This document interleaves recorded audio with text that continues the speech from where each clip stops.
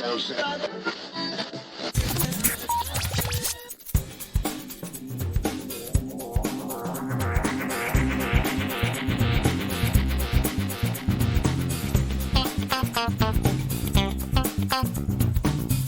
and welcome to episode 334 of Geektown Radio. I am back this week with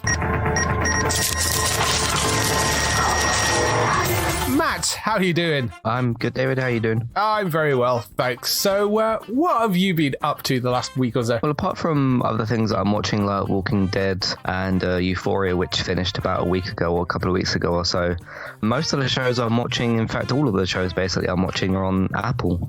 They just keep pulling me into their great content, I suppose. Yeah. I've got the Apple shows all beginning with S. There's actually 4 shows that begin with S as well, because there's also C, which is not on at the moment. So they've got C, Severance, Servants, and Suspicion, all beginning with S. Yeah. The thing I want to point out first is Suspicion. The plot of this show basically is there is this young teenager and he gets kidnapped in this hotel.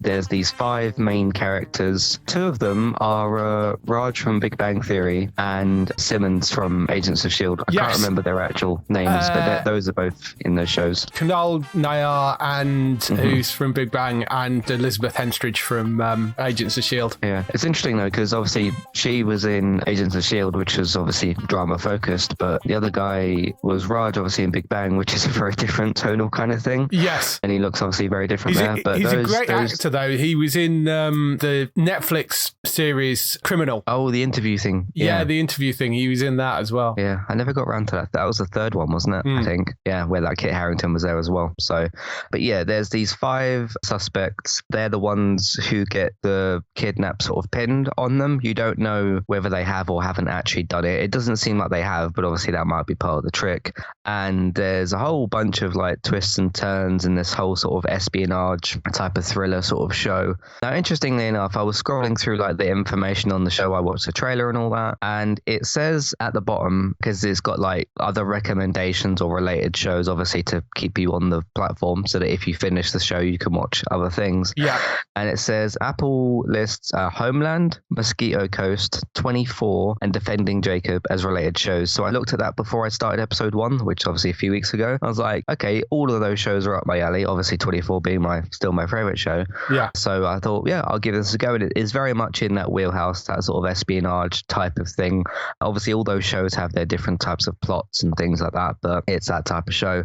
And yeah, they basically, these 5 people go on the run and try to escape from the situation, so to speak. I can't get too much more into it because of spoilers and stuff. We've actually had almost all the episodes apart from this week's episode is the season finale, so we've gotten there already. It's a really, really good show. It's really quite intense at certain points, and the chase scenes and the main group that's trying to keep track of these people, how they sort of try and chase them and that sort of stuff. And there's also this one particular guy in the group who is like actually quite skillful at doing this sort of thing, and he kind of ends up with the group. And that's some interesting twists and turns there, because it kind of goes in a direction you might not expect, but he's sort of a bit more trained for this whole thing. So that's really interesting. But I'm really, really enjoying the show at the moment, and there's 1 episode left. Have you seen any of this at all? I haven't got to it yet, but it did pique my interest. It's actually based on an Israeli show called False Flag, and I believe Homeland was based on an Israeli show as well, if I remember correctly. So yeah, this does sound really quite interesting. The cast is really good because, I mean, you mentioned Kunal Nayyar and Elizabeth Henstridge in there. It's got Lydia West in there as well, who is one of the ones that's been tipped as another possible Doctor Who person because she was in Years and Years and It's a Sin. Yeah. I know who you talk about. Yeah. Mandip Gill is in there, who is the current Doctor Who companion.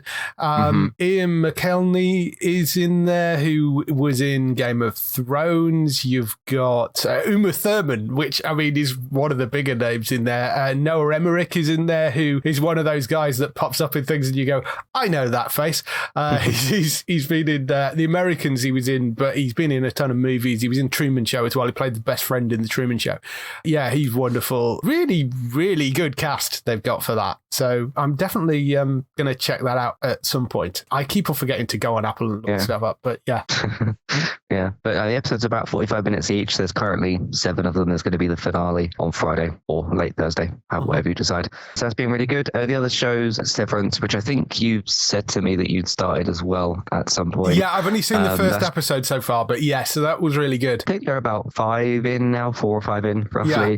It's still getting weird and very kind of theory heavy and that sort of thing. What I'm going to try and do from now on, though, is because I watched Servant, and then the next show I watched was Severance, and I found that to be not a great experience because they're both very like weird mystery theory-driven shows. So watching those back to back didn't quite work. So what I might do is wedge another show in between that, because otherwise it's 2 very, very similar things back to back that you need a bit of time to sort of process and think about. So, but it's still been very, very good. Just the weird stuff that's going on in that place, and again the idea of like you get in this elevator and your mind changes. And there's a few points where sort of like something happens at the workplace, and Mark is told like, hey, you have to leave now, and it's quite well played by, I think it's Alan Scott, the main guy in the show, and he's like having one set of emotions obviously from what's going on. He gets into the elevator and he's still having those emotions, and then sort of mid-scene, because you hear the little tick thing of the elevator, it makes like a noise, and then his face like completely changes, because obviously that version of himself has no idea about what's just happened. And then he speaks to like the receptionist guy, is like, hey, good night, see you tomorrow. And it was quite a sort of like,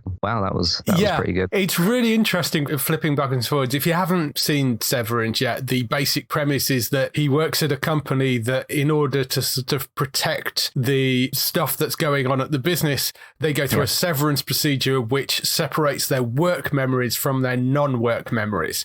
So they get into an elevator and they forget their home life and only remember their work life, and then when they come back down the elevator, they forget their work life and only remember their home life. So you have this really odd change as they kind of go up and down in this elevator, and that makes for some sort of very interesting things going on between the characters, because obviously some of them meet each other in real life and don't realize it, or in home life they don't know who each other is. So I really like the first episode. It's directed by Ben Stiller, quite a lot of it, but it's not really a comedy. It's not, I mean, it's got comedic moments in it, but it's not really a comedy. It's much stranger than that. It's a wonderfully odd series. Yeah, that's been really, really good. And then the other one is Servant as well, which has just been incredible week to week. That show just continues to blow my mind every single week, just with what's going on with the baby and the continuous strained relationship between Leanne and Dorothy. And I really like the sort of pacing of the show, because it does some like stretch of gentle scenes where it eases you into something, and then you think something weird's going to happen like any second now. The show's just building up to it, and its use of camera shots and the way the music kind of trickles in and out to tell you like something weird's going to kind of happen. And then pretty much every episode they managed to end it with quite a shocking thing. And I was looking through like the bonus content and stuff for the show, and there was this video, I think it was all the way back from season 1, where it was called Working with M. Night or something like that. And it has like these little clips of interviews with some of the cast, and it was quite different to actually hear their real voices, because some of them have got very different accents. Yes. Which I didn't realize, especially Neil Tugger-Free. She's got a very different sort of accent, which was good. But they were complimenting M. Night and everything, which was good to see. There's 2 really interesting points that he made, one of which is sort of, I want to tell a story with like every shot. And it's like, okay, it's pretty much what everybody's kind of been feeling. Like you sort of analyze every camera shot, every sort of little piece of music that builds up to something. And he also said he really likes the idea of the 30-minute thriller, which is basically what the show is. Yeah. It's good to get a bit of insight for him as well. I remember when the season came back, they released the first episode and they did a sort of couple minutes breakdown at the end. I wanted them to do that every week, actually, because I was really interested in what M. Night had to say about his own episodes. But then they didn't do that after episode 1. So but it's interesting to hear the insight from, the person that made the show and everything. So it's just incredible that they've gotten, I think there's about 2 episodes left of this 3rd season, and just how much leverage they've got out of one house is amazing, like several hours of content and stuff, and it's really, really quite good. I would probably say it's the best thing on TV at the moment, like currently airing. I mean, I really, really was enjoying Euphoria. Obviously that's finished now. That was really good. So yeah, brilliant stuff with haven't. I really look forward to every Friday, and it's like a, that event type of thing where you think about it kind of all week, and you sort of settle down for the episode. It's really good. So anyway, that's what I've been up to. David, how about yourself? A couple of games I've been playing through. One of them is 2 Point Hospital, which I've recently gone back to, which basically we were talking about this a little bit with Bex when she was on, and I kind of got hankering to go back and play it for a little bit. They have got a new DLC which is dropping, well, by the time this podcast goes out, it actually drops on Tuesday, so they will have a new DLC which is kind of adding an entirely new kind of gameplay dynamic. It's called Speedy Recovery. But if you've not played 2 Point Hospital, if you've ever played the old Theme Hospital games, it is very much an updated version of that, where you're building and managing a hospital, and there's lots of like wonderful, strange, weird diseases that people come in with, and you've got to buy equipment to be able to cure people of these specific illnesses and stuff. But I've been playing back through that again, and that's been really, really fun, because there's a whole ton of DLC they've released adding extra new bits thing, and there's like a sort of Bigfoot thing, and they've added extra islands, because the idea is that you go through each hospital, you can kind of get 3 stars in that hospital, and then you can go and try and build up another hospital which has got a slightly different set of problems. Really been enjoying that. That's been really good fun. There was another game that I actually played through and completed called The Forgotten City, which has got a whole bunch of awards. It was nominated for a BAFTA for Game of the Year as well. It's a really interesting little story-driven thing, and very much driven by the narrative. Essentially, you start out in modern day, kind of pulled out of this river. You meet this woman on the riverbank, and she said, "Oh, thank God you're alive. I pulled you and your friend out." And she's like, you've not really got much memory. So you're like, "I don't remember having a friend with me." And said, "Oh yeah, he was going to look for help. There's an old ruin just up the road. He went that way. Can you go and find him?" So you go off towards this ruin, and as you enter it, you end up getting sent back 2,000 years into the past, and you're in this lost Roman city, which is underground, and you're stuck in there, and it has this thing called the Golden Rule, which basically says if anybody sins, everybody gets turned into golden statues. And what your job is as you're going into the ruin, you're sort of surrounded by golden statues. So clearly, as you're seeing in the future, somebody had broken the rules. So you go back and you tell the person who's running this that, like, actually I'm from the future, and somebody obviously broke the rule because there's golden statues everywhere. So he's like, well, you need to find out who. So that's pretty much what you're there to do, is you going around trying to figure out who is the person that broke the golden rule that collapsed this city. Although it has this time loop thing going on. So if you mess up, you can run back to the portal and it will start at the beginning of the day again, but you retain all the knowledge of the things that you did.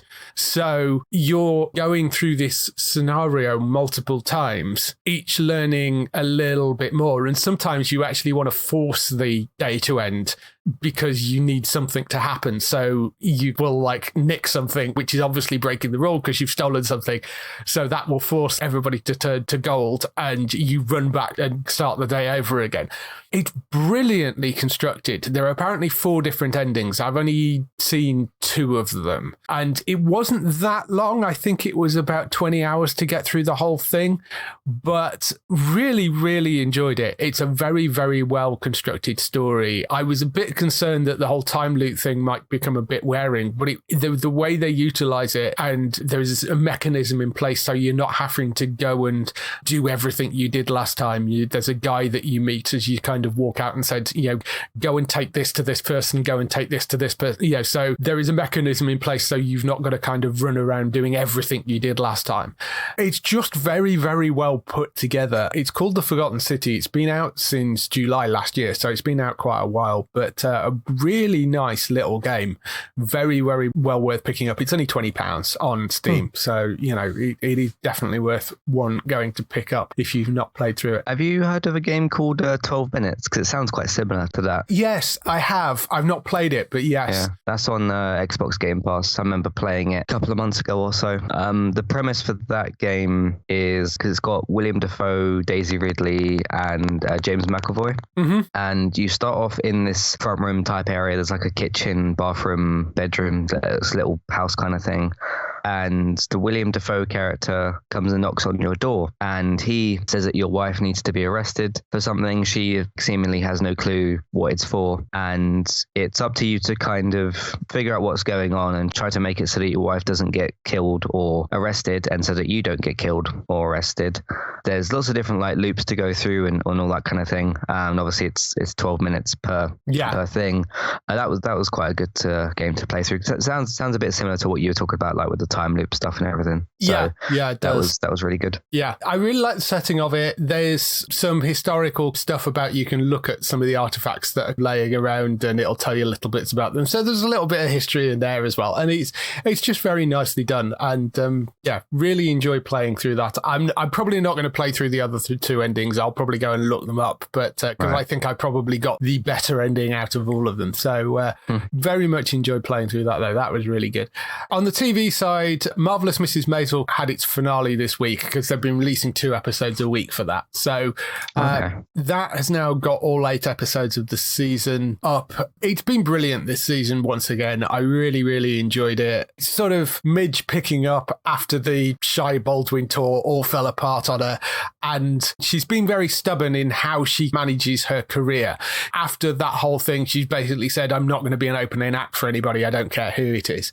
And there are a couple of occasions where she gets offered something which is on the surface seems really spectacular, and you're like, why aren't you doing it? But she's rigidly got this thing in her head of, no, I'm not doing that. It's an opening act for somebody. I want control of my own career. And the finale episode has this really interesting conversation in it between her and Lenny Bruce, played brilliantly by Luke Kirby, and it has this wonderful conversation between the pair of them in it where he talks to her about it. And it's just really well cast. It's very funny. There's also a thing where Abe, her father, accidentally ends up in a they're all Jewish, and Abe, her father, accidentally ends up in a Catholic church, and which is just a wonderful scene. But incredibly well written, incredibly funny. It's sort of setting things up for the 5th and final season, which presumably will be next year.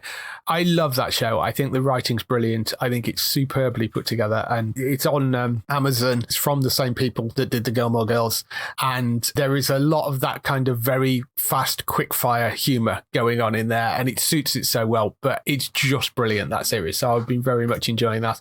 The other thing on Amazon was Upload, which returned for its 2nd season. That's 7 episodes this time around, and haven't quite watched the final episode yet, but I've seen the rest of it. That's been great. It's an interesting change from the 1st season slightly because of the fact that the 1st season was very much setting up the world. Upload, if you haven't seen it, it's the idea that when somebody dies, they can choose to have their consciousness uploaded into this digital afterlife, but it's really a thing for the rich. And this person called Nathan, played by Robbie Amell, dies, and his girlfriend, who is incredibly rich, uploads him to the afterlife, kind of without his consent, basically. The 1st season was wonderful and really well put together. The 2nd season, I am enjoying as well, although there's a little less messing around with the world environment as there was in the 1st season. It's a little more kind of digging into the background of the story of, if you've seen the 1st season, there is something nefarious that actually got him into the afterlife in the first place.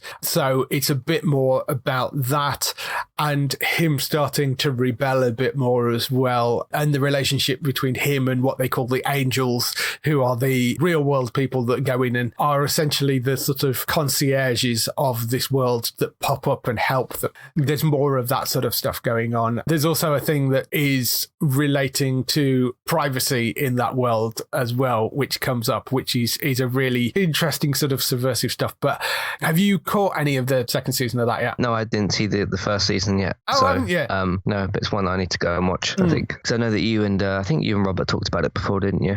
Yeah. You both said that you enjoyed it. Very, very much so. Has Grace seen that? I can't remember. I think Grace seen that as well. Yeah. It's from Greg Daniels, who is the other person that was involved in Parks and Recreation with Michael Cera, of course, being the guy that did The Good Place.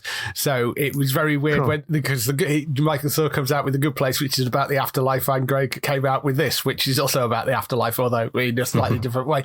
So it's not quite up there with The Good Place, but it's still a very, very solid comedy, and it's got a good bunch of people involved in it as well. So definitely worth watching. The other thing I watched was The Witchfinder, which is on BBC Two. It's set in 1645. It's a comedy. It's got Tim Key and Daisy May Cooper in the two lead roles. Tim Key is the sidekick Simon on the Alan Partridge various shows, and Daisy May Cooper is from This Country. Essentially what they do is he's playing the Witchfinder, she's playing a woman who's being accused of being a witch, and the idea is that it's sort of a road trip with the pair of them. However, the first episode is really about them meeting and him accusing her and sort of setting up the characters and stuff.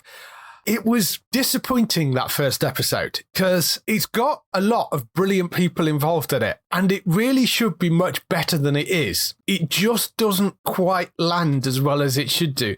The people that are written and directed it, Neil and Rob Gibbons, who are two of the people behind all the Alan Partridge stuff, and also worked on Veep, so they've got a great track record. Tim Key has got a good track record, so's Daisy May Cooper. There's nothing wrong with them being cast in it. I don't know why it doesn't quite work. And I mean, you've got people like Ricky Tomlinson in there, and Jessica Hines is in there, and Reece Shearsmith. So there's some really good names.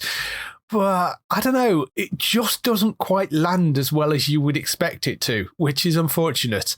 I want to see the second episode of it. I haven't actually gone and watched it yet, but I was slightly underwhelmed by the first episode. I'm kind of wondering if once they get on the road with those two characters and it is just the pair of them, if it's a bit more of a two-hander, whether that will work better. But that first episode fell a bit flat for me. So we'll see. I don't want to sort of judge it too much on just the one episode. So I'll watch some more of it and see what I think when I come back to it.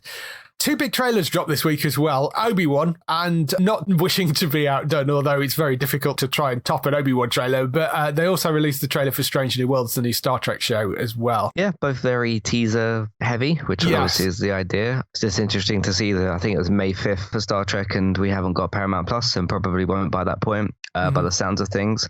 But at least we'll be able to watch the Star Wars show. I'm probably more excited for the Obi-Wan show, just because the whole Darth Vader stuff, and there's a bit more of like a thing there.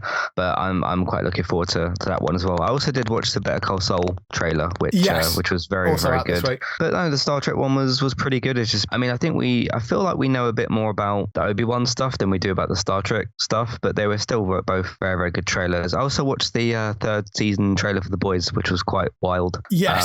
Jensen Ackles looks really good in that, because his character almost looks like a Captain America, basically. Well, yeah, it kind of is. Yes. Yeah. So those are all very, very good trailers. Yeah. Yeah, there was a lot of really decent trailers that dropped this week. Star Trek Strange New Worlds, I am really looking forward to seeing that cast back, because it is the sort of Anson Mount as Christopher Pike, and you've got Ethan Peck back as Spock, and so it's that crew of the Enterprise, and I'm really interested to see what they do with that. And the trailer seems to be sort of implying that after the events of Discovery, where Pike sort of discovers what his future is, he seems to have taken a little bit of time off and has grown his beard and is sort of struggling with that stuff, and then gets kind of pulled back in onto the Enterprise for a mission. So I think that looks like it's going to be quite interesting as a show. Obi-Wan, of course, everybody is very much waiting for. The trailer for that looks great.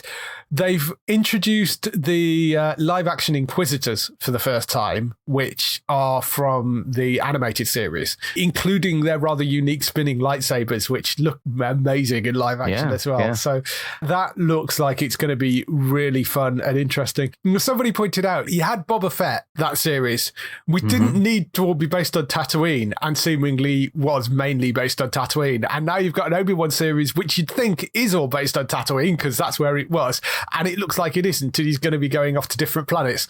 So that seems a bit backwards, but, fine, whatever. We just don't want too many long desert shots of people traveling through the desert. Yes. Because that slowed things down a bit. But I'm very much looking forward to that. So that should be good. It should be really, really good. You've got Hayden Christensen coming back as Darth Vader. You've got Joel Edgerton and Bonnie Pless, who are both reprising their roles as Uncle Owen and Aunt Beru. Other cast was Rupert Friend from Homeland, Kumail Nanjiani from Silicon Valley, Sung Kang from Power. Yeah, you've got some good people in there. So that's going to be pretty solid. That's coming on the 25th of May to Disney Plus. If you're wondering why that's not May the 4th, which of course is Star Wars Day, 25th of May is the anniversary of the original films coming out. So that's why they've done it then rather than May the 4th. Yeah. Although I suspect we might get something on May the 4th, whether it's a longer trailer or something, I don't know. But Strange New Worlds, as you mentioned, 5th of May, it's due to launch, but the latest I'm hearing on Paramount Plus is it's supposed to be launching in June. There is a possibility that they might do what they did with Discovery and stick it out on Pluto TV. They could do that. Or the other option might be they just say, by May, hopefully, we'll know if they're going to launch in June. And if they are going to launch in June and they say they're going to launch in, say, June 5th, then they could just say, okay, well, we're launching it next month, so we're not going to put it anywhere else, but we'll drop all the episodes that have aired so far on June, whatever it is, and then the rest of it will go out weekly. So you could do it that way. It's just slightly annoying they haven't managed to get everything lined up, unless they do manage to launch it in May, which is possible. I mean, that would make the most sense, but June is what I'm hearing at the moment, although we were told that they were aiming for earlier in the year and that slipped. So, I mean, who knows? They have said summer. The official word is summer 2022, but Halo's next week, isn't it? Yes, I believe next so. Friday, something like that. Yeah. So there we go. That's another one that we're not going to get on time, unfortunately. It's funny because when Disney Plus launched, it was like, oh, we have Mandalorian and decades worth of Disney films, and that was fine. I mean, we all loved the Mandalorian, but there wasn't a lot of original content. But there is actually quite a lot that Paramount Plus could have launched with, like all these Star Trek shows and Halo and everything like that. There's quite a lot because like Picard just came back and Halo's coming out and Strange New Worlds is like in a couple of months. So it's sort of the opposite situation. Yeah. Plus there's a pile of CBS stuff which hasn't aired over here as well, which you could have put on there. And so, yeah, it's a little weird, but we'll hopefully we'll get some official word on when they're actually going to launch that soon. So that's all the stuff we've been doing this week. Let's move on to some TV and film news. We start off the TV and film news with the renewals, cancellations and pickups. Couple of cancellations, although they're not particularly huge ones. The Babysitters Club on Netflix has been cancelled after 2 seasons, which I think was a comedy, dramedy thing. And Mindy Katlin's Never Have I Ever, not cancelled. It's actually been renewed for a full season, but they've also said the 4th season will be the final season. That's also a Netflix show as well. So Netflix has its axe out again, as it tends to do. Is that the woman that did the Mindy Project? Yes. It is. Okay, yeah, I thought I recognised the name. Yeah. Renewals, Power Book 4 Force, that has been renewed for a 2nd season at Starz, which doesn't come as a huge shock. Judy Justice, which is a show on IMDb TV, has been renewed for a 2nd season. Grownish has been renewed for a 5th season by Freeform. That goes out on Disney Plus over here. And Vikings Valhalla has officially been renewed for seasons 2 and 3. Well, kind of. It said that a lot of the headlines, including ours, were saying, oh, it's renewed for 2 more seasons. It was actually originally ordered for 24 episodes. So what they're really saying is those 24 episodes are going to be split into 3 seasons of 8. That's basically what they're saying. So it had already been ordered for 3 seasons, but that's how they're going to split it up. In actual fact, the production on the 2nd season has already wrapped. And that's going to land, or the photography has anyway, so that's going to land in 2023 because there's obviously post-production to do on that. And the the third season begins filming this spring. So they're actually going to go out pretty quickly. You know, they're not going to be like 2-year gaps or anything. They're going to go out 2023, 2024. So they are going to go out yearly, but they have got 24 episodes lined up. They are definitely doing at least 3 seasons of it. Hopefully it gets renewed for more after that, but we'll have to see. Yeah, it was apparently pre-ordered for 24 episodes, which I hadn't realised. In pickups and other news, Peacemaker finally has a UK premiere date. 22nd of March, that's landing on Sky Max and Now. It's going to be at 10 p.m, so shouldn't be cut or anything, because, I mean, that would not be a good idea to try and cut that show, because it is really violent in places. I mean, comedy violence in the same way that sort of The Boys is really. If you liked the gore in The Boys, you'll love Peacemaker, because it is just wonderfully fun and silly. I think they did a wonderful job with that show. I really do. I'm glad that it's got picked up and it's going to get some UK viewers now. Couple of other pickups. You've got Professionals, which is an interesting little one because it's not an American show. It's a co-production between Ireland and South Africa, randomly. Wow. But it's got a bunch of American stars in it. I think the CW have picked it up in the US, but I think we're actually getting it before they do, because I don't think it's gone out there yet. It's called Professionals. It follows a character called Vincent Corbo, played by Tom Welling, a top-tier security operative who is paid to protect the interests of the rich and powerful by any means necessary, legal or not. After a next-gen medical satellite explodes on launch, Corbo is hired by the rocket's designer, billionaire futurist Peter Swan, played by Brendan Fraser, who suspects sabotage. Complicating Corbo's new gig is his former paramour and now Swan's fiancée, medical visionary Dr. Grace DeVella, played by Eleanor Anya, who is racing to help stave off a global catastrophe. So those are the kind of 3 main leads. The big headlines being the fact that it's Tom Welling and Brendan Fraser in there. I mean, really decent cast that they've found, and I don't know what the production quality is like, but the fact that they've shot it in South Africa and Ireland is really quite interesting, and it's a co-production between those people, and it seems to have been an independent show, not a studio show. So I don't know whether this will end up being a one-off or whether they'll get a second season of it or what, but it's called Professionals. It's airing on Wednesday, the 30th of March at 9 p.m. on 5 Action. 5 Action being the channel that was formerly known as Paramount, but they changed the name of it not to be confusing it with Paramount Plus. So it's now called 5 Action. But I think that sounds like it could be quite a fun sort of action-filled drama by the looks of it. Possibly, yeah. If you like big explodey things, that sounds like it could be quite a good one. The other one that's been picked up is Hacks, which is a multi-award winning show from HBO Max. Season 1 is being picked up by Prime Video from the 1st of April, and it explores the dark mentorship that forms between Deborah Vance, played by Jean Smart, the legendary Las Vegas comedian who's trying to salvage her waning career, and Ava, played by Hannah Einbender, who is an entitled, outcast 25-year-old television writer who's effectively being cancelled because of an insensitive tweet. And the pair of them basically find each other, and she's trying to revive her career. They've got this sort of writer who is very disenfranchised and down because of the fact that she's been cancelled, and they try to raise each other's game somewhat reluctantly. It's been nominated and won a huge number of awards, particularly for Jean Smart in the lead role as Deborah Vance. I think that is definitely going to be one to go and check out. Friday, the 1st of April on Prime Video, and it's called Hacks. Interestingly, it is a show which is a HBO show and NBC Universal with a studio behind it. So you kind of would have thought that would have ended up on Sky, but apparently not. It's been sold to Prime Video. So, yes. Yeah, I do like Jean Smart quite a lot. She was the one from 24 and Watchmen, wasn't she? She was. Yeah, she's really good. I think I've heard some things about this before. It's quite good in that. Yeah. Might be one to look out for. Yes, definitely think it will be one to look out for. As I say, it's picked up a whole stack of awards like Emmys, Golden Globes.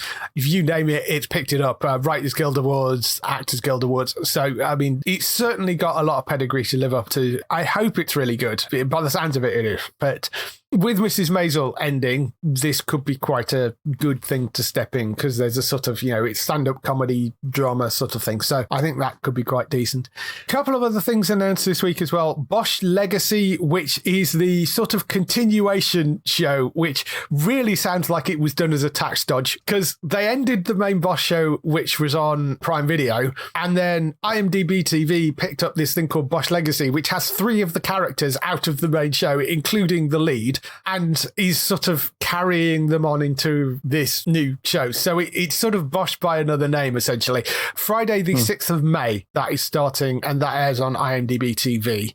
So it's free, which is great, but it'll have ad breaks in it, which is kind of annoying, but it's free. So you don't need a Prime Video subscription to watch it, although if you know the original show, you have a Prime Video subscription, presumably. But if you like the original, then that's one to look out for. And the Umbrella Academy finally has a release date for season 3. That is coming June 22nd. It's a Wednesday on Netflix. They released a couple of bits and pieces, like little shots of it's the Sparrow Academy, isn't it? The one that they kind of bumped into when they landed and it wasn't entirely clear what was going on. So they've got that coming. That's on June 22nd. I'm very much looking forward to that because the 2 seasons of that have been brilliant, I thought. Somebody was pointing out with June how good of a month it is because you got Lightyear, which obviously I'm very much looking forward to. You've got The Boys season 3, this, and the next Jurassic World film as well. Yes. There's probably something else happening in June that I've forgotten about, but yeah, really good month for content, especially obviously with the Toy Story stuff. But because Umbrella Academy and The Boys going head to head is going to be very interesting for Netflix and Amazon. But yeah, I saw a couple of photos and stuff. There wasn't a trailer released or anything, was it? It was just a release date, I think. Yeah, I mean, they put up some photos. There is a little tiny video that they put up with it, but it's basically the photos, but they're moving a little bit. I mean, it was video, but I mean, it was the same shots as the photos, just you saw them slightly turned to camera. There was a shot of Elliot Page in there who is Vanya, and I did wonder whether they were going to alter anything with that or how he feels about playing that role. I don't know. Yes, it's interesting. Was Elliot pre-transition when they started filming? Yes. Because I saw the photos as well, and it does look like the normal look of Vanya at the end of season 2 at that, that scene that you were talking about. It looks like the same character. So I was kind of wondering actually, because obviously we're going to get the whole thing at once, but they shot it over a period of time. I wonder if that character is going to transition mid-season or if the character is simply just going to stay the same. I don't mind either way what they do as long as they do justice by it and everything. Yeah. But yeah, I was just thinking about, because I think, Elliot was transitioning while that was all being filmed or happening. I can't quite remember, but I think that was what happened. Because it's been like a year or so. It's been a while since the second season. Yeah. So. I mean, Vanya's always been a fairly androgynous character in terms of the way she dresses on the show. So having seen Elliot talk in the interviews about that, I'm wondering if that was maybe his choice or something they came up with the costume design to make him more comfortable. I don't know. It's a sort of interesting one, but they've been incredibly supportive apparently, which is great. I'm very much looking forward to that. I mean, he's a great actor. There's no reason why he shouldn't continue in however they do it. I'm up for it. And with a show like that, you could literally go anywhere you like. So yeah, I'm looking forward to that as well. Yeah. When's that again? Yeah, 22nd of June for Umbrella Academy season 3 that land. Moving on to some other news stories, there's been a bit more casting for that Quantum Leap pilot that we mentioned a few weeks ago. They've got a few more people that are joining Raymond Lee, who is being cast in the sort of a lead role replacing the Scott Bakula character. This isn't a reboot, it is a continuation series, although I mean it's sort of a reboot / continuation series because it at the moment doesn't have any of the original cast in it. So kind of revival-ish. Yes, it's more of a revival. That would be fair, I think. Or as I said in Scream requel. Right. Yeah. When they did the 5th Scream film. Yeah. I'm sure many of you are familiar with Quantum Leap, but the original show starred Scott Bakula as Sam Beckett. He was a physicist working on a government experiment into time travel. The government threatens to cut the funding, so Sam takes drastic action, steps into this quantum leap accelerator, vanishes from the present day, but becomes trapped in the past, but isn't in his own body. He's leaping into the bodies of somebody else. He's then aided by a hologram of his friend Al, which was played by Dean Stockwell, and the supercomputer Ziggy. The only way he can move between the time periods is to correct something that went wrong in that person's life, allowing him to leap into another random body in another time, hoping that the next leap is the leap that takes him home. So the continuation series sees Raymond Lee, who was in Kevin can F himself, take the role of Ben Song, who is a world-renowned physicist who has picked up the baton of the Quantum Leap project, started by Dr. Beckett. It's 30 years since Sam stepped into the Quantum Leap accelerator and vanished, so he's now a new team has been assembled to restart the project in the hope of understanding the mysteries behind the machine and the man who created it. So clearly he's going to end up going into the machine himself, and that's where we'll kind of take the story. The new cast that they've added is Ernie Hudson, who of course everybody knows from Ghostbusters. We're playing a character called Herbert Magic Williams, who is a Vietnam veteran who is the head of the time travel project at Quantum Leap. Using a bit of politicking and military know-how to keep the Pentagon at bay, Magic buys the team some time to rescue Ben, but expects answers once he's back. In an interesting little twist, which somebody actually pointed out into the comments, somebody called Rachel, so thanks for that. Magic was actually a person that Sam jumped into in the episode A Leap Home Part 2 in the original series. So that's quite an interesting little callback that they've added in. So he's somebody who is familiar, presumably, with the Quantum Leap project because he was somebody that Sam leapt into, which I think is an interesting little setup. And Ernie Hudson's great, so I'm interested to see. There's other casting is Narissa Lee, who plays Jen, head of security at Quantum Leap headquarters. She previously was in Bosch, played Tiffany Hitsu, and she's popped up in things like The Morning Show, American Crime Story, CSI Vegas, and a bunch of other things as well. Madison Alexander Park takes the role of Ian, who is chief architect of the AI program. Park recently played Gren in the short-lived live-action Cowboy Bebop on Netflix. She's also playing Desire in Neil Gaiman's Sandman series, which is coming up on Netflix as well. So she's having quite a good year. And there is a newcomer called Caitlin Bassett, who is playing Addison, who is project lead at Quantum Leap HQ, who operates the state-of-the-art technology to communicate with the individual time traveling into the past. So it sounds like that character is going to be the replacement for Al in the series, which is kind of interesting because I thought that would more likely to be the Ernie Hudson character, but it sounds like, unless they're kind of each pop in and out, I don't know. But that's the setup for that. The new iteration of the show comes from Stephen Lillian and Brian Wimbrant, who were co-showrunners on La Brea, which is an NBC series which we talked about, which sounds wonderfully bonkers. As that's the one where a sinkhole opens up in the middle of LA and it's got a primeval world at the bottom of it, and like half the people are sucked into this primeval world. Mm-hmm. Mark and Griot, who is the person behind Blind Spot, is exec producing it as well. And it's got Don Bassario, who is the creator of the original Quantum Leap, is exec producing. So he has got people involved with the original show. They have talked to Scott Bakula about possibly returning as Sam Beckett in some capacity, but they've got to figure that out. It's still to be determined with that. I mean, Quantum Leap's probably before your time. I don't know whether you ever caught any episodes of it. I've heard of it, yeah. I never got around to seeing it or whatever. I mentioned this news to my mum actually when you posted it, because I think you posted it just as I got to work, sort of. Right. So I did say to her at the time it was a reboot, and she kind of just laughed a bit. But obviously you said it's a bit more of a revival type of thing. Yeah. So yeah, it'd be one interesting one to look at. Obviously Ernie Hudson's brilliant as well.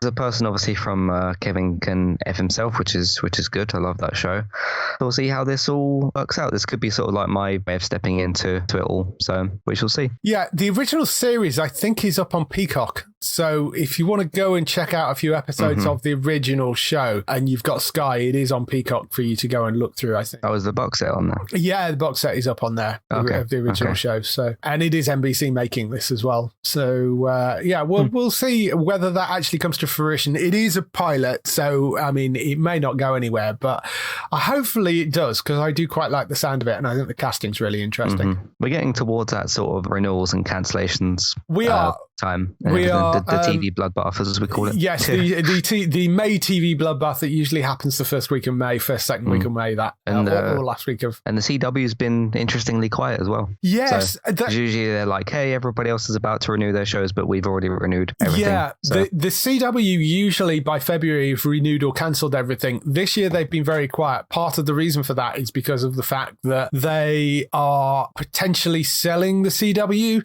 and that's has put like a stop on them doing their usual kind of fluffy, just renew everything thing. Because I suspect they want to be able to make sure that they've got contracts in place that they can remove shows and put them on HBO Max if they need to and all that sort of stuff. That is going to be interesting this year to see what happens, because there've been rumors of them selling it and they have talked about potentially selling it, but there's nothing solidly in place for it. But I mean, if they're not selling it, they need to announce something. So whether that comes just much later or whether we do see a bloodbath over there, that's going to be interesting. Moving on to next news story, God of War is the latest video game that is being looked at to being developed into a TV adaptation. The AAA game titles that are kind of running rampant through the TV world right now. The God of War franchise has been around originally since 2005, but really, I mean, it was the 2018 PlayStation 4 release that I think is what got this to where it is. So the original series was based very much around Greek mythology, but the 2018 version was switched to being Norse mythology. Same character, but they kind of moved it into Norse mythology instead. So it's set in ancient Scandinavia. It follows Kratos, who is voiced by Stargate SG-1's Christopher Judge, who, with his vengeance against the gods of Olympus years behind him, now lives as a man in the realm of Norse gods and monsters. It is in this harsh, unforgiving world that he must fight to survive and teach his son to do the same. That's the sort of basic premise for the game. The potential series is coming from the guys behind The Expanse, who were the creators and exec producers of that, and also the showrunner of The Wheel of Time as well. And it will be a co-production between Sony Pictures Television and PlayStation Productions, who are involved in all the game things as well. I played a little bit of God of War, but not a huge amount of it. I don't know whether it's a game that you've been through more depth. I dipped into the games pre the 2018 revival. I played all of the 2018 revival game. Obviously, the God of War Ragnarok game that we're supposed to be getting this year is a continuation of that, and I think that's supposed to be like a new trilogy. But yeah, it won the Game of the Year award in 2018. It was up against like Red Dead Redemption 2 as well, so did quite well. Yeah, Kratos is a very interesting character, especially the sort of differences in development between a bit more of this mindless character in the original games and then having a bit more character and a bit more depth in the 2018 game. I think there's quite a lot of actors that could play him as well, so you've got your options quite open, which is good. But yeah, Sony's really dived into the whole PlayStation Productions thing that they're doing, because they've got access to some very, very good IP, you know, Last of Us, Uncharted, God of War, Horizon, the list goes on and on, especially with like, you know, Guerrilla and Insomniac and Naughty Dog and those sorts of studios and their games and everything, and Twisted Metal, which I think is getting a TV show or a film or something. TV show. So that's good. We've had the first of those, which was the Uncharted film, which I didn't think was very good. I think it missed a lot of really key things that made the game shine, most notably of which a very like strange misuse of the actual theme tune. Like the way that it was used in the film was just really odd. Certain things with like Sully's character that just weren't there, so it was a odd kind of film. But you know, Last of Us, which is going to be a bit different, that's the HBO thing. I'm really looking forward to that, and obviously got the Amazon thing here with God of War. So I have some faith in this one and a lot of faith in the Last of Us TV show that they're doing and stuff.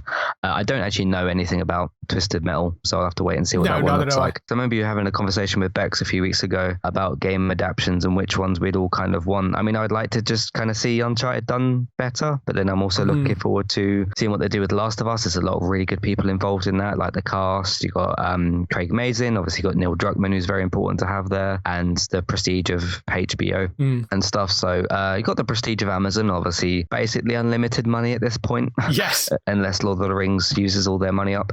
Yeah, I'm looking forward to seeing what they can do, especially in terms of the character depth, because I do hope that they put it more towards the 2018 version of Kratos, who's got just more personality and that type of thing, which is sort of what you need for when you're watching the whole thing as opposed to playing it. So we'll see. Yeah, it is interesting the amount of games that are being developed right now. I mean, we've got Fallout coming from Amazon, which is from Jonathan Nolan and Lisa Joy, who are the people behind Westworld. That looks like it's going to be really good. Last of Us, of course, course, is very much in production right now. In fact, they may even have done all the photography for it, I think. You've got Resident Evil live action and animated series at Netflix. You've got Halo, obviously, at Paramount Plus. The Witcher, which I know technically is based on the books, but you've got The Witcher over at Netflix. Peacock are doing Twisted Metal with Anthony Mackie taking the lead role, which is going down a sort of more comedy route because of the type of game it is.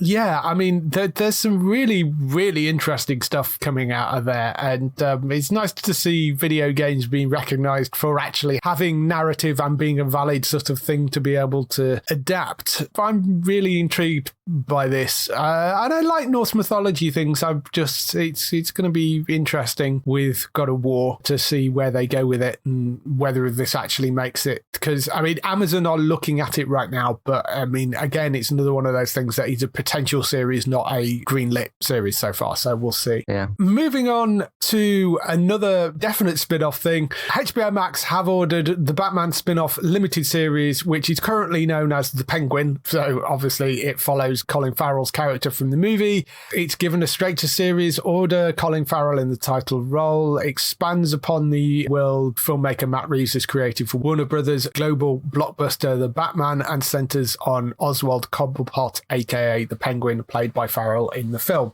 I mean, we don't know any more about it than that. I've not actually seen The Batman yet. You've seen it, haven't you? So I am generally told that he is one of the standout roles in the movie. From what I've been reading around, the people seem to really, really like him. A lot of people didn't seem to even realise it was Colin Farrell underneath that makeup, because the makeup's really quite impressive for that. A sort of gangster thing set around Gotham. Yeah, I'm up for this. I mean, obviously it's not going to have the Batman in it, but I think there's quite a lot you can use the Penguin for, because I think he's one of the more grounded characters generally in the Batman universe, because he is more of a straight out and out gangster. Yeah. My only sort of, not problem with this idea, but I kind of would like more shows centered around the Bat family, which looks like we're going to get that with Gotham Knights and whatnot. And, you know, it didn't quite work out with Batwoman. And we've got the Batgirl film coming up, which I'm really looking forward to. You got like Brendan Fraser and some really interesting people involved with that. And sort of that's supposed to have Michael Keaton's Batman in it, I believe. Yes. So I'm looking forward to that. It's just, I know this isn't going to be the same thing as Gotham, but Gotham spent its 5 seasons? Yeah. Exploring the villains, and sometimes too many of them at once, and it didn't quite do it to the best of its ability, but that's a thing of its own. But Penguin and Riddler were two of the very like vocal lead characters in that show, basically. And I'm just not quite interested in seeing more stuff focused on the villains, because we had 5 full seasons of that in Gotham. I just want to see, I mean, I know Titans sort of did it with the multiple Robins and obviously eventually Nightwing and stuff, and that did it in its own way. But I'm more interested in kind of seeing more of like Red Hood and Nightwing and the different Robins and more Batman and that sort of stuff, as opposed to seeing Penguin again and Riddler again and all these kind of things. I think this is going to be a good show. I'm not saying it's not going to be. And there is I think there's a second spin-off as well, which is supposed to be happening, which is supposed to be based around Arkham Asylum, which again is kind of just focusing mostly on the villains and stuff. The only thing which is going to make this better than probably Gotham is the fact of it's probably going to have better writing and production and stuff like that, because Gotham did get a bit carried away with itself at certain points. Yes. I'm just simply more interested in seeing the Bat family as opposed to another show, which is granted this is more focused on Penguin as opposed to, you know, every single Batman villain. But I'm not really quite up for another Batman show with the villains at the center in Gotham without Batman. I kind of want more. I know what you mean. That type of thing. So I'm sure this will be good. I thought Colin Farrell was very good as Penguin. It's also the fact that in terms of Batman's rogues gallery, Penguin's not really one that I'm not that interested in. Right. I kind of want to see like Deathstroke take some time on the big screen, and maybe Mr. Freeze come back. We haven't seen him since Arnold Schwarzenegger's character.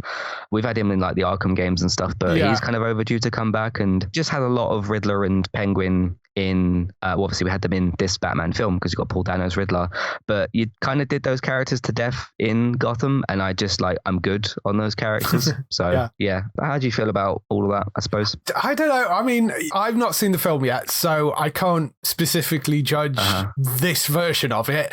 I do get exactly what you're saying, and we are getting hero things coming, more Bat Family things coming, like you say, we've got the Gotham Knights thing. You've got Gotham Knights, although that's more of a CW show, and right. I think that's the other thing is tonally they are so different. And yeah, you do get that with the comic books as well, but it's the disjointedness of everything. They've decided at this point that they live in a multiverse and these things are going to sit separately from each other. So you've now got the film Batman with Robert Pattinson and these spin-off TV series, because there was one that was supposed to be based around Gotham PD as well. I think that one has been kind of turned into the Arkham show. You've got that film and those TV spin-offs. Then you've got the sort of multiversey kind of stuff that's come out of the Snyderverse things with that version of Flash, and then you've got the Michael Keaton Batman and all the stuff that's going to be going on with the Flashpoint film, and then you've got the CW stuff, and then you've got the Titans universe stuff and Doom Patrol, and so it's just all over the place, which I mean is fine, but I don't know. It's funny how they've kind of gone from being we must be Marvel to being we're going to be as far away as possible and just throw random stuff everywhere, which is what they ended up doing. Rather than trying to create any connected universe. It's like they gave up because Marvel beat them and just threw all their toys out of the pram and just said, right, fine, we're going to do it. We're not going to make anything connected. So, yes, I don't know. It's just kind of interesting. And I mean, it does give them creatively more freedom because it does allow them to do things which are tonally very different, because I think it would be quite difficult to take something which is quite as dark as the Matt Reeves version of Batman and stick him in with something that may be a little bit lighter, and I that might jar a little bit. So it does allow you to maybe make different interesting films, but yeah, I don't know. It's all a little weird. For this particular one, as I say, I've not seen Colin Farrell in this role. I do want to see the Batman movie, and I know there was a lot of praise given to his portrayal in there, so who knows. I find it really odd how disjointed everything has become and nothing seems to be connected to anything else, but we'll see. I mean, they have given a series order to that, so that is coming most definitely. The thing with, because obviously they're doing the two different spin-offs, which is this Penguin thing and then the Arkham Asylum-ish sort of show, which is just very, very similar to Gotham. The problem is with them doing the thing that I'd like, which is focusing on Bat Family, is Batman in the Batman is kind of very new to that. So it's way too early to introduce Robin and Batgirl, all this kind of stuff. So obviously we knew that anyway. We knew that this was like a year two Batman. So, but that's fine. You tell the story with Batman first and then you work towards everything else. So we'll see how it works out. Yeah. And I mean, if you want more Bat Family stuff to connect to it, you have got Michael Keaton's Batman to be able to do that, which is what in Batgirl, which I'm looking forward to. Yeah. So there are options there. So that's all the news we've got for this week. Just some time for highlights for next week on TV. So the highlights for next week on TV kick off with the return of the shows previously known as the Marvel Netflix series, Daredevil, Jessica Jones, Iron Fist, Luke Cage, Punisher, and The Defenders. They are all landing on the 16th of March on Disney+, so you will be able to get them on Disney Plus UK. In the US as well, they also land on the same date. So that's this week. Yes, that is this week. That is this Wednesday. So they all land on Wednesday on Disney+. So if you've not had Netflix before and you've not seen any of those already, they will be there for you to watch and enjoy. What brand is that going under? I don't know. I mean, technically it should probably go under the Star brand, but yeah, because they're 18 rated shows. But I mean, some of that stuff, they kind of ditched the Star brand slightly. Yeah, so it doesn't come up as much now, does it? No. I mean, they'll be under the Marvel tab, I would assume, anyway. Right. Outside of that, coming to Sky Comedy, we've got Blood Season 2 landing on the 16th of March, having been bounced around the schedules, but they now actually have settled on a date, 16th of March for Blood Season 2. That lands. Over on Netflix, Top Boy Season 4, that returns on the 18th of March. I think that's the second season on Netflix, but it's the fourth season overall. Human Resources, which is a workplace comedy set in the world of monsters from the creators of Big Mouth. So it's sort of a spin-off from Big Mouth. That's coming on the 18th of March. Cool. We have We Crashed, which is a limited series about the story of the greed-filled rise and inevitable fall of WeWork, one of the world's most valuable startups.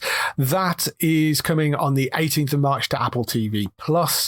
Sandition, which is the TV show which was cancelled and then miraculously revived by BritBox based on the Jane Austen unfinished final novel.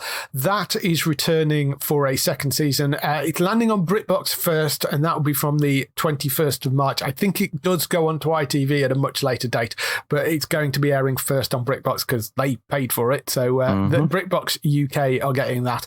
That's on 21st of March for Sandition Season 2. Riverdale returns for the second half of Season 6, which whatever weird craziness is going on still over there. Going, eh? He's still going. That's 21st of March for I also check Alex Myers' YouTube channel. Yes, because I know that's how you that in a while. catch up on that. And then, as I mentioned, Peacemaker Season 1, that lands on Sky Max and on Now from the 22nd of March at 10 p.m. That is landing. That's all the stuff coming for the next week on TV. Lots of things to get through. If people want to find more of your stuff, where can they find you, Matt? You can find me over on entertainmenttalk.org or search for Entertainment Talk on your podcast platform of choice to find us over there. TV, games, films, Man United podcasts. I did a big episode for the United cast, which was called Who Should Stay and Who Should Go, going through all 35 players in the squad, looking at who should be sold, who should stay, and we're going to lose about 5 players by the end of the season anyway because their contracts are running out. So a big rebuild is kind of needed. So I talked about all of that, including obviously recent results with the games. Ronaldo got a hat-trick at the weekend, which was very, very good. Me and David are still covering Walking Dead stuff. We got some chunk of episodes for the B side of season 11 still to cover. A couple of film reviews I did recently, The Batman included, Turning Red, which I absolutely loved, and I also reviewed Uncharted recently as well. And just a bunch of other different discussion podcasts, and obviously the Gaming Talk podcast that went out on Sunday. We talked about some different stuff there. Just wanted to drop this in here as well for anyone that's a gamer that's interested. Sony did a State of Play last week. Just seen a piece of news pop up. There's going to be one on the Thursday, 17th of March. There's going to be another State of Play. And it says here it's going to feature 14 minutes of Hogwarts Legacy gameplay, which I'm looking forward to. So quite interesting. They've done 2 very close together. But you can check all that out. That's going to be obviously on YouTube. But yeah, entertainmenttalk.org, podcast platforms, Entertainment Talk. I'm also streaming on Twitch, eTalk UK for all that. You can find those archived later on YouTube, Entertainment Talk plays, as well as a bunch of fun COD clips and weird stuff that happens over there. So check all that out. That's me. Yep. So go and check Matt out over on entertainmenttalk.org. For other people involved in the show, you can find Bex on twitch.tv/TristaBytes. That's BYTES. We'll be streaming daily and various evenings for lots of fun retro game things and just chatting streams and all sorts of other wonderful silliness over there. So go and check Bex out at twitch.tv/TristaBytes. For Daryl, you can go and find him on HollywoodNorthNews.net for all those TV series that you love that are shot in Canada. For us, you can go to the website at geektown.co.uk throughout the week and see all the latest air date information. If you want to get in touch with your questions or comments, email us on podcast@geektown.co.uk. Leave a message on the website post. Find us at Geektown on Twitter, on Facebook at facebook.com/Geektown, on YouTube at youtube.com/Geektown, and on Instagram at Geektown UK. That is everything. We shall see you next week. Bye-bye. Bye-bye.